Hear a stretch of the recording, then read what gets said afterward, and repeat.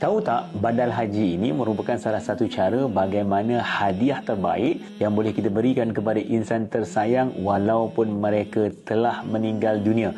Alhamdulillah tuan-tuan, di dalam grup sahabat Ustazlah saya sangat-sangat gembira kerana kita saling ingat mengingati untuk program-program kebaikan walaupun ada di antara kita telah meninggal dunia. Salah satunya adalah berkenaan tentang badal haji. InsyaAllah tahun ini kalau tak ada apa-apa halangan, kami akan mengadakan program badal haji untuk sahabat-sahabat Ustazlah ataupun sesiapa yang berminat. Cuma tahun ini mungkin tak ramailah. Tahun lepas kita hanya buat 2 bas. Kali ini mungkin 2 atau 3 bas sahaja.